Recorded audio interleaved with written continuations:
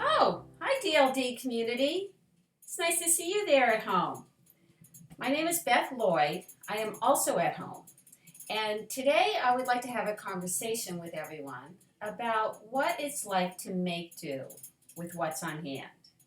In other words, making where you are. This is not going to be a how-to session necessarily, and it's also not going to target any one age group. Hopefully, the concepts will apply from preschool up to high school. Now that I'm officially in my work clothes, almost, I have my slippers to put on. I'll give you a little tour of my space. So I used to work at a high school fab lab, and we had access to, of course, digital fabrication tools like laser cutters and 3D printers. And now I find myself without those tools. So these are my current machines. I dragged this out of storage, my dusty old sewing machine. I've always had a vinyl cutter, which I've used for making cards and paper projects. And I bought myself a digital embroidery machine. So besides other tools and materials, this is basically what I have to work with. And it seems to satisfy me. I hope to inspire and empower you and your students to create projects from your own home, from nature, and online. So let's fill our cups with good ideas today.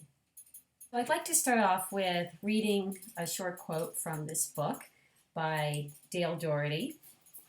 And he talks about a film called American Makers. And the film starts off like this. Of all things Americans are, we are makers. With our strengths of mind and spirit, we gather, we form, we fashion. Makers, shapers, put it togetherers. We start young, finding out early in life what it's like for something to grow and take shape beneath our hands. We start young and stay young, modeling with careful pride the things we expect to endure for ourselves and for others. We build for use, we build in fun, joining eyes and hands and brains. And so that's a really powerful quote, and it seems to really apply to today for sure. But I'd like to actually play you that clip now, if you'd let me.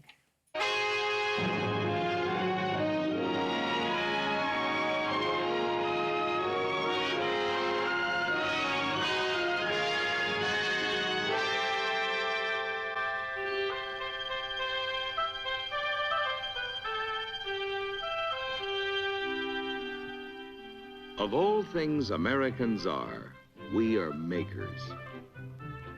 With our strengths and our minds and spirit, we gather, we form, and we fashion.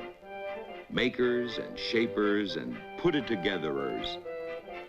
We start young, finding out early in life what it's like to feel something grow and take shape beneath our hands. This movie was an industrial film by Chevrolet. You get the feeling that making was part of who and what we were back then. So let's listen to it a bit more because I think it explains really the simplicity of making back then. We make by removing material, getting rid of what isn't needed.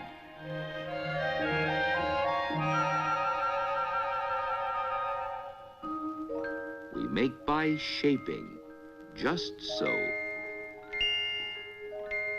We make by adding material to material. We make by combining. And then by applying our finishing touches. In the Fab Lab, we had two types of machines. Ones that removed material, we called that subtractive manufacturing tools, and ones that added material, and that was called additive manufacturing. So the subtractive manufacturing tools were the laser cutters, where you start with a piece of material and you laser cut through and remove materials to get a design. And this is an example from the vinyl machine, vinyl cutter. So you start with a full sheet of vinyl and you have your design, which cuts away, and you remove the unwanted parts. The additive machines were like the 3D printer, for example, and it just sort of laid material on top of material until it formed an object. And even though we don't have these available, you can think about regular sort of tools being in those same categories. So when you think of subtractive, you have scissors that sort of cut away things. These are sort of fancy ones. They have a laser beam on them to help you direct your cut. We also have things like hole punches. They remove items. These kind of cutters for paper. Punching with just spears. We have simple paper cutters. Also, here are some more sort of carving tools. They subtract things. So X-Acto knives. This is a very nice, called a canary knife, that is suitable for younger kids because it's a knife that is not that sharp. You still have to be careful of it. And, you know, the X-Acto blade. That's a good remover of materials. If you look at your tools, some of them might be additive. So one example would be knitting needles, because as you work with them, you add, you keep adding until you come up with material. This is actually not yarn, but plastic bags. They were around the house. We have additive tools that combine things, so paper clips and glue and tape, different types of glue, twisty ties. All of these are helpful in combining for whatever you're making. We have sewing, hand sewing, ties and rope can combine things. Rubber bands are great. Brass fasteners, let me see if I can show you that, are really nice. Paper clip. You can use your hands as tools, obviously, and shape with Play-Doh. But one very cool tool is a mold. And they make these silicone molds. People make chocolates out of these. They could 3D print chocolates, but this is the other alternative. And it's actually another alternative for us because we don't have 3D printers. You take material, you can take Play-Doh and mold it. But a really nice idea is to take hot glue and fill up, you know, center. You stick in an LED light and sort of support it until it dries, and you get a really interesting sort of shape like this. And if you put the battery with it, it lights up. Hold it there. So there's a new movement out called revamping clothing, and they use a hashtag #NoSew. No sewing involved. They cut, they weave things in between layers. They use hot glue guns. They use safety pins, maybe ties that they've cut from the fabric itself. So that's a fun thing to think about. They are totally rethinking tools. I know many educators address the UN Sustainable Development Goals in their curriculum. Consider goal number 12. Responsible consumption and production. The students could research the environmental crisis caused by textile waste. The volume of clothing Americans throw away has doubled in the last 20 years. A significant amount ends up in the landfill. So, you could help the students pose a design question, such as, How might we take a piece of clothing and revamp it instead of getting rid of it? You could add constraints to the project by requiring them to use anything around the house or within the classroom other than traditional sewing tools. Then they could share their creations on Flipgrid or create sort of a fashion show to share with others. Those are some of the tools you might have right under your nose around the house, but you still need materials. And as educators, we're concerned about equality and ensuring our students have equal access to materials. So I know that some educators will write grants and they get these kits to send home to their students, but there are other resources too. The public libraries have a wonderful new development called the Library of Things, and just like a book, you can check out physical objects, and you might find Arduinos and Makeys that can be checked out depending on your library. If you're part of the Minuteman system, you can get them from any library in the whole system, and they will send them right to your library. So it's pretty fun. Where do my students find materials? First, start by looking around your own home. You see that duct tape, straws, styrofoam, maybe plastic containers, aluminum foil. They all work. As we look back into our homes, though, really the standard is cardboard. And there's a lot of cardboard in homes.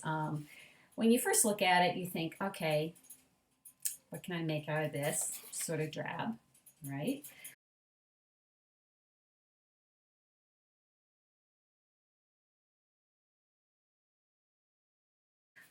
But cardboard is amazing.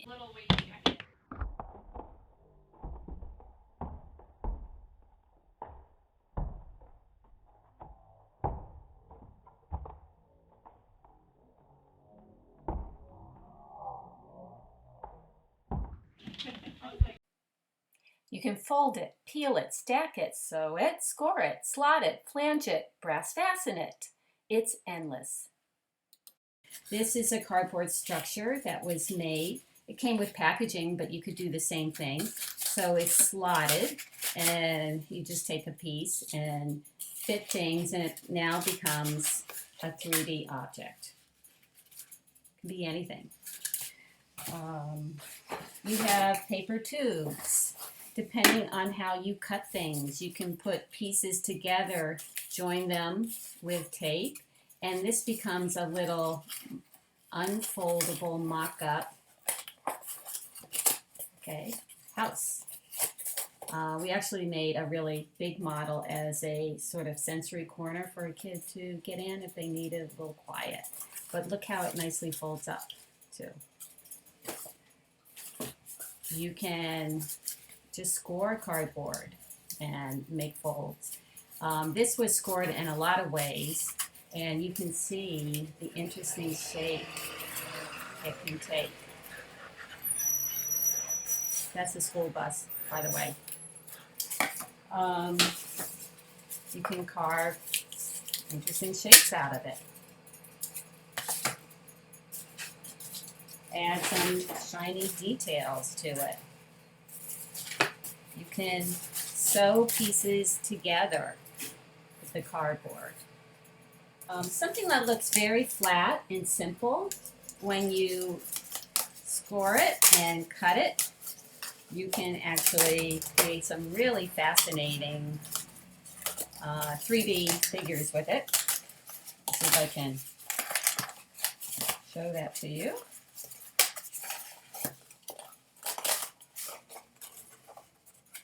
It's like a really cool architectural design. So cardboard is amazing in that way. But cardboard's not the only thing. So you have styrofoam around the house. This is easily cut and sliced. You have these trays that can be used for etching with a tool. Just carve into it and add paint and print it on paper. You have simple cans, aluminum cans. And in fact, if you cut them up, they actually become nice sheets of aluminum, which you can cut, you can engrave on these. Here are some stars made from an aluminum can. And these were made to, become reflectors for lights. This is a little aside. This is from IKEA. I saw no on and off button, and for years I just didn't use them until I realized. Let me see if I can make this work. Oops. Yep, it is a switch. Let's see. It is a tilt switch. So when you tilt it, it goes off, and when you tilt it, it goes on. This is really cool. The other thing about these things, this is very cheap. What about having your students take it apart and explore that tilt switch? That would be really fun.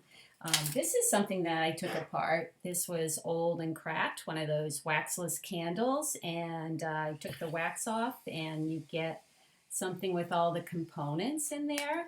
And wouldn't that be fun to use the wire and see what the switch is like? Whenever you break something or take it apart, there's an awful lot of learning that goes in there. So you have pipe cleaners, you have toilet paper tubes, you have plastic bags again that you can fuse and make things. So the thing about these materials is we typically use them in schools for prototyping. We never used fancy materials when we were prototyping because it didn't make sense. It was wasteful. When you prototype, you create something, you do it again, and you remake it. So the power of prototyping is really important. It's the generation of ideas, it's redoing, it's understanding mistakes and limitations. So the fact that you can't prototype several times and finally make a final project, I don't think that's really a loss. Making a final product is nice because you can put it in a user's hand. You can understand what materials would be best suited for it. But I think the powerful thing is in the prototyping. This is political signs that were cut and added Velcro, and it becomes a iPhone holder. And this is another prototype from a student at the high school did. They were trying to, I think, create a way for students to know a space was open or closed. And so with just cardboard and corrugated plastic, they made a really effective sign, which is really nice. Nature has no lack of abundance of dirt, seeds, water, grass to weave. So really, that's a great resource to think about when you need to build things. What's outside your door? Speaking of nature, there's a whole new field out there called biomaterials. And an example of this is mycelium. It's actually made from the vegetative part of fungi. And this was actually created by using a mold. The material was grown and then packed into a mold shaped like this cone. And the purpose of this, it was to make lights out of them. So there's an LED inside of it, and if you add a battery, you get a little light here, which is nice. It's a great material, and in fact, it's used in packaging. These days, they're exploring the use of that because it's all biodegradable. Okay, let's take a break. I think I've been talking too long. So I'm going to teach you a quick trick about how to take notes during a talk, or maybe you just want to scribble and doodle for whatever reason. This is a single sheet of copy paper, and I made a little mini book out of it. So mine says it's a mini maker notebook, and if you look at it, you have some design pages, maybe a list of things, how to share your projects, and some places to draw the final project. We are just going to use a single sheet of copy paper, however, and it's going to take a couple of folds in a single cut. I'll show you how. First of all, we're going to take the paper and fold it the long way. It will come out looking like a hot dog bun. We're going to now unfold it and fold it the opposite way. And we can think of that as a hamburger bun.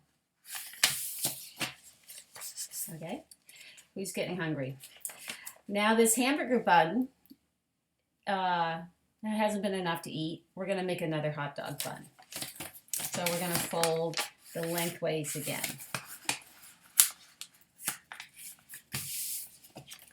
It looks like a hot dog bun again. All right, just to make the second part easier, we're going to fold it in the opposite direction. So you have a nice crisp fold on either side. And then on one side of the paper, you're going to fold up like a wing. And on the other side of the paper, you're going to fold up like a wing. All right? That's just going to make it easier to work with. There is one single cut we have to make, and I'll draw where that goes. So you start on the folded side of the paper, and you can see that's where the fold is, and you make a single cut straight down to the middle. So I'll do that now. And the next step can be the trickiest part for people, but if you have it set up like this, sort of like, you know, wings on either side, then it's a simple process of pulling it apart. So you can pull it apart almost like it's a mouth and talking to you. Pull it apart and presto, it becomes a folded book.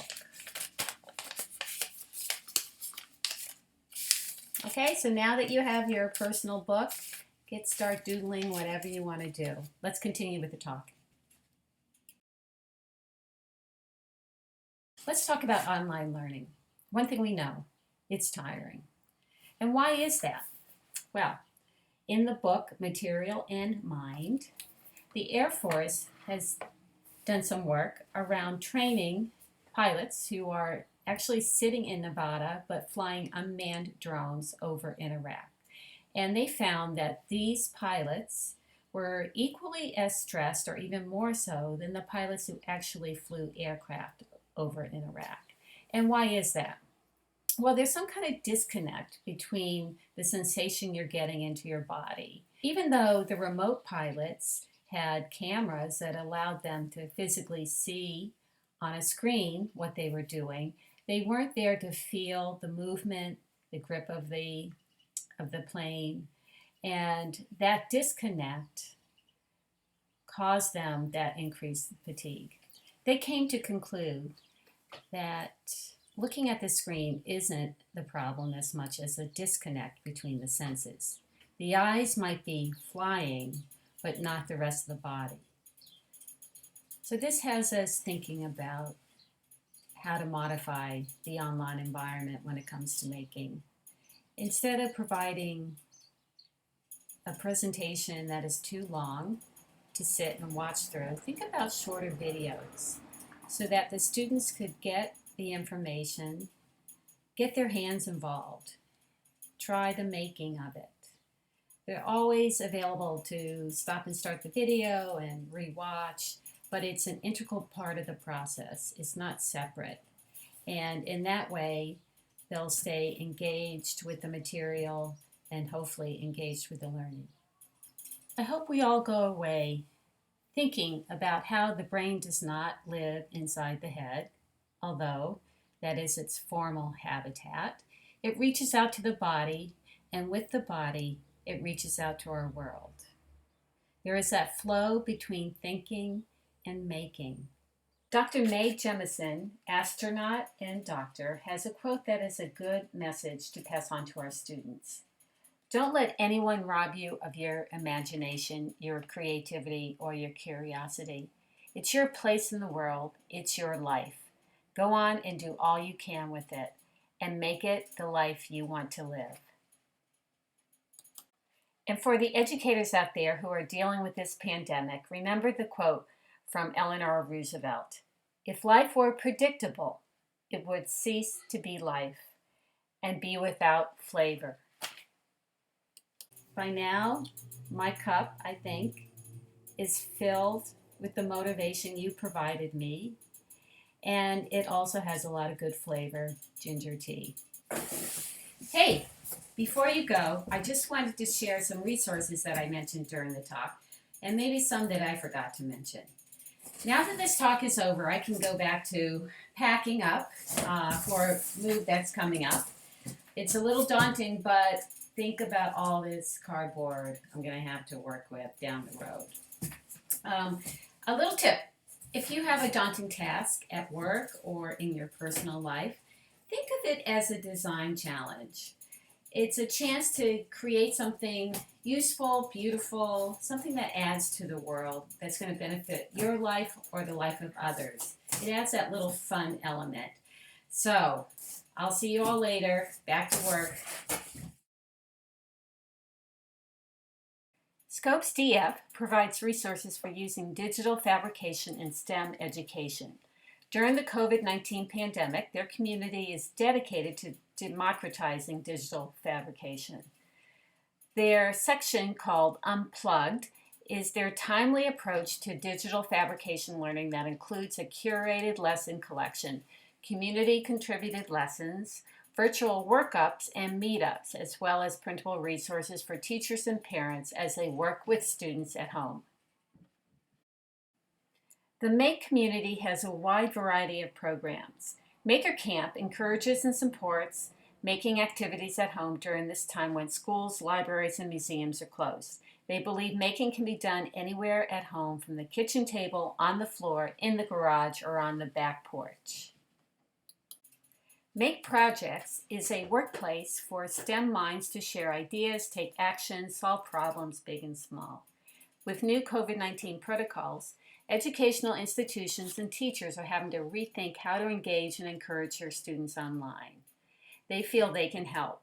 Make Projects for Schools is a collaboration platform for projects, helping educators with online learning. The students can document each step of their project and get feedback along the way.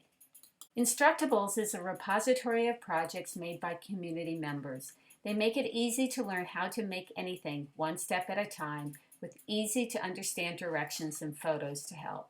There is a special section for teachers to help them inspire, engage, and prepare students through hands-on projects to make in the classroom. It's free, it's fun, so go explore projects for your next classroom lesson. Instructables Teachers offers a project for every lesson, grade, and subject area. Tinkercad is a free, easy-to-use online app for 3D design, electronics, and coding. It's used by teachers and kids to imagine, design, and make anything. Users can quickly learn how to use the Tinkercad software through basic tutorial lessons that focus on the basics of the Tinkercad tool. Students can explore the circuits such as the Arduino and micro:bit in a simulated environment without needing the actual hardware. They learn coding through code blocks to create 3D models. Tinkercad Teach provides teachers with lesson plans ready to use online or in the classroom. Curriculum is developed in partnership with teachers to align standards including ISTE, Common Core, and the next generation science standards. MakeCode from Microsoft is a framework for creating interactive and engaging program experiences for students. The platform provides the foundation for a tailored coding experience to create and run programs on actual hardware or in a simulated target. These simulations are helpful if students do not have the actual hardware, such as the Arduino micro:bit or Circuit Playground Express. With many schools closed due to COVID-19, they know that the parents and educators are looking for online learning resources for students. They've compiled a list of helpful resources that students can access to continue their computing education outside the classroom. Check it out.